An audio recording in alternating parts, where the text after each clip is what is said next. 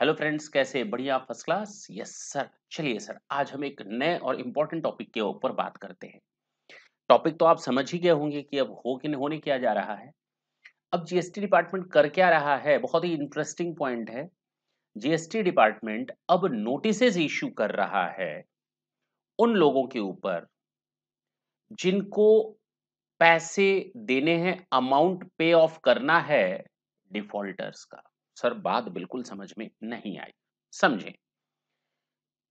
आपने मुझे सामान बेचा, आपने मुझे सामान बेचा, तो आपके बुक्स ऑफ अकाउंट में I will be treated as a debtor. मैं आपके बुक्स में डेटर्स की तरह ट्रीट किया जाऊँगा। ठीक है सर? यानी मैं आपको पैसा दूँगा, आप हमसे पैसा लेंगे और आप आपका स्टेटस क्या है कि आप जीएसटी डिपार्टमेंट में रजिस्टर्ड तो हैं, जो आपने माल हमको बेचा है, उसके अगेंस्ट आपको गवर्नमेंट को क्या देना है? टैक्स का पेमेंट करना है। आप डिफ़ॉल्टर हैं। आप क्या हैं? डिफ़ॉल्टर हैं। आपने टैक्स का पेमेंट गवर्नमेंट को नहीं किया। केवल मेरा वाला नहीं, किसी का भी नहीं किया। डिफ़ॉल्टर मीन्स जो टैक्स का पेमेंट ना करता हो।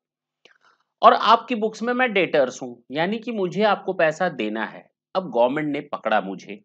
गवर्नमेंट ने किसे पकड़ा? मुझे। गवर्नमेंट ने कहा, "तू पैसा देगा उसको?" मैंने कहा, "हाँ, मैंने उससे माल खरीदा है भई, मैं ईमानदार आदमी हूँ।" तो गवर्नमेंट ने कहा, "वो डिफ़ॉल्टर है।" मैंने कहा, "मैं तो नहीं हूँ, मैं तो उसको पेमेंट करूँगा।" तो गवर्नमेंट ने कहा, "ना, तू उसको पेमेंट करेगा, वो फिर डिफ़ॉल्ट करेगा। उसका तो नेचर ही है, वो पेमेंट हमें नहीं कर रहा और देश को चलाने के लिए हमें पैसा चाहिए, हमें तो अपना कलेक्शन चाहिए भई। तू ईमानदार है, तू उसको पेमेंट कर देगा, वो फिर अपनी जेब में रखेगा, तो एक काम कर।" देसी कलाकार सॉन्ग याद आ गया।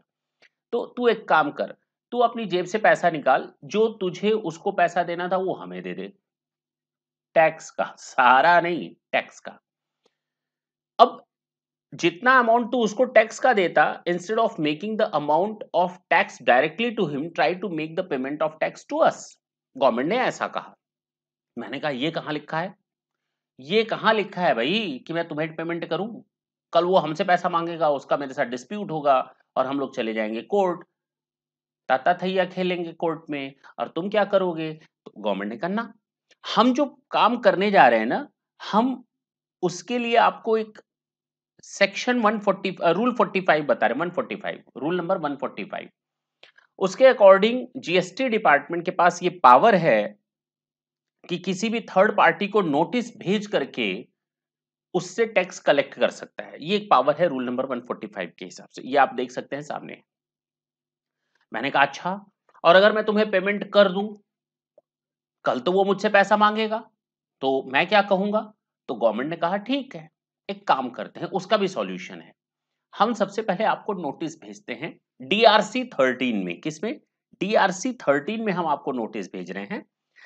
इस नोटिस में साफ-साफ लिखा है कि आप एक डेटर्स हैं, इस पर्टिकुलर पर्सन के, आपको उसको पेमेंट करना है, तो आपका जो टैक्स का फिगर बनता है, सीजीएसटी, एसजीएसटी, आईजीएसटी, जो UTGST, whatever the case it is, you are needed to make the payment of that amount of taxes directly to the government, and according to section 79 of CGST Act, अगर आप इसका payment कर देते हैं तो बल्ले बल्ले, फिर आपको टैक्स पेमेंट करने की जरूरत नहीं पड़ेगी। उस बंदे को, आपको जो पेमेंट करना है आप करते रहो, उसको, हमें उससे कोई लेना देना नहीं है।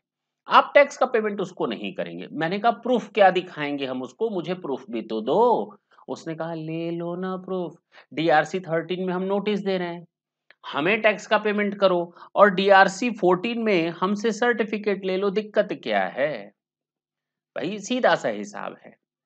डिपार्टमेंट हमको नोटिस देगा डीआरसी 13 में और हमें कहेगा, आपको पेमेंट नहीं करना है टैक्स का, अब उसको आप हमें डायरेक्ट पेमेंट करोगे, करेंगे टैक्स का, जो अब फर्दर मोर आपको पेमेंट करना है। पहली चीज। दूसरी चीज कि अगर इस नोटिस के बाद अगर आप उसको पेमेंट कर देते हैं टैक्सेस का, तो उसके लिए आप पर्सनल लायबल होंगे। अगर आपको दोबारा वो पेमेंट करना पड़े तो वो हम लोगों की जिम्मेदारी नहीं। वो नोटिस में साफ साफ लिखा रहेगा। ये देखिए यहाँ पर, you are hereby detected directed to pay. Section 79 वगैरह के हिसाब से पूरी कहानी लिखी रहेगी कि आपको ये डायरेक्शन दिया जाता है कि आप पेमेंट हमको करें। अगर आप इस नोटिस के मिलने के बाद कोई भी पेमेंट उसको करते हैं हमारे टैक्सेस का, तो उसके लिए आप पर्सनल लायबल होंगे, अगर वो डिफॉल्ट कंटिन्यू करता है तो। चलिए ठीक है। लेकिन अगर मैंने कहा हम आपको डायरेक्ट पेमेंट कर दें, तो गवर्नमेंट ने कहा, ठीक है, हमसे आप डीआरसी 14 में सर्टिफिकेट ले लेना और उसके मुंह पर दे मारना, उसके मुंह पर दे मारना जो डिफॉल्टर है। कहने का मतलब ये है, गवर्नमेंट को टैक्सेस कंप्लीट कलेक्शन चाहिए। देखिए ना, गवर्नमेंट इस बात में बिल्कुल भी सही है। मैं ईमानदार हूँ, मैं आपको पेमेंट दे रहा हूँ, आप डिफ़ॉल्ट कर जा रहे हो। मैं तो ये मानता हूँ ना कि जो मैं पेमेंट आपको कर रहा हूँ, you are paying the amount of taxes directly to the government and you don't have any intention to escape to make the payment of those amount. You won't try to do that.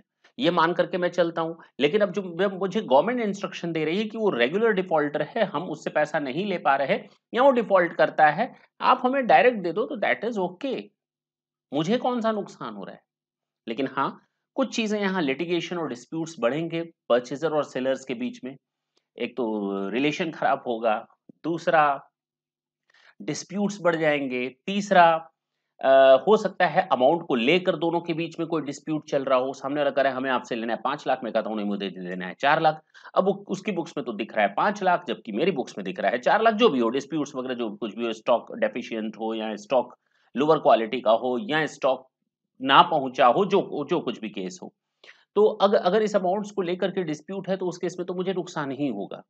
हाँ, है ना? मुझे तो अब government कहेगी तेरा वहाँ पर 5 लाख का हिसाब है, तू 5 लाख के बराबर का टैक्स दे। मैं कहूँगा भैया मुझे 4 लाख देना है, गवर्नमेंट कहेगी ना, तेरा अकाउंट्स वहाँ 5 लाख का है तो तू मुझे 5 लाख पर दे। कहने का मतलब कुछ न कुछ इस तरह से कुछ प्लस या माइनसेस चलेंगे। लेकिन हाँ, एक ये अच्छा स्टेप भी है डिफ़ॉल्टर्स के लिए सबक सिखाने के लिए। Is it clear? तो नेक्स्ट सेशन में फिर एक इम्पोर्टेंट और इंटरेस्टिंग पॉइंट के साथ आपके सामने आएँगे। तब तक के लिए tata and bye bye. Thank you. Thanks a lot.